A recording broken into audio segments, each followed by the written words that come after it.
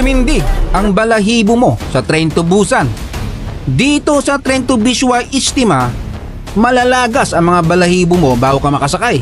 Kita mo naman siksikan, tulakan, singitan at punahan sa natitirang konting buwang. Makikipagkiskisan ka sa mga pawisan at makikipag-amuyan ka ng katawan. Ilan yan sa harapin ng sinumang pasahero para lamang makapwesto. Pero bago natin ituloy ang biyahe, ay isa munang mabilisang pasalamat sa ating mga subscribers at sa mga tumatangkilik ng ganitong mga content. Walang artehan dito. Kung malamya ka sa brasuhan, maiiwang kang luwaan. Ang mga passengers, feeling Avengers. Parang hindi pa kilala si kamatayan. Walang mga daga sa dibdib. Mas maliksi pa sa mga pusang gala sa akyatan. Ang tren ay mahihintulad sa nalaglag na tsokolate na nilanggam kaagad. Sa sobrang dami ng pasahero, pati bubungan, punuan, lahat ng nakausling bakal, sasabitan. Talagang sa palaran ang biyaheng ito.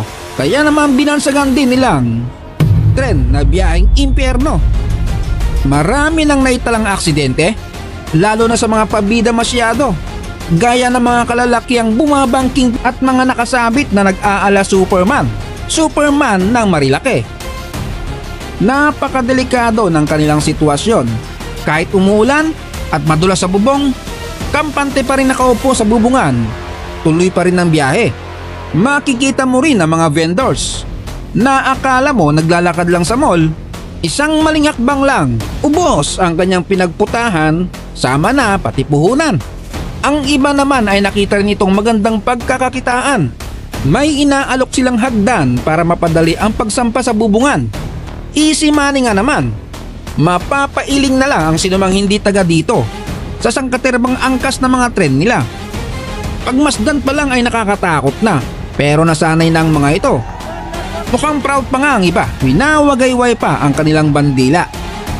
Ang mga eksena ngang ito ay walang iba kundi sa bansang Bangladesh. Ang mga Muslim ay dadalo sa taunang Visual Ijtima.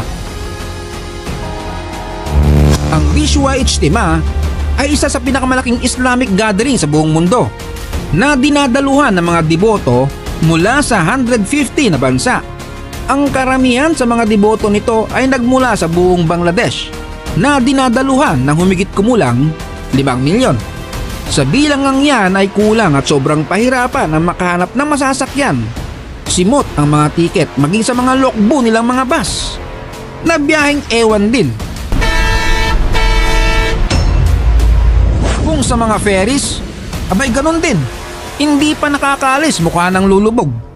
Wala nang mai-offer ang bansang ito sa mga mamamayan nila, kundi hayaan na lang silang makipagsapalaran para lang makabiyahe.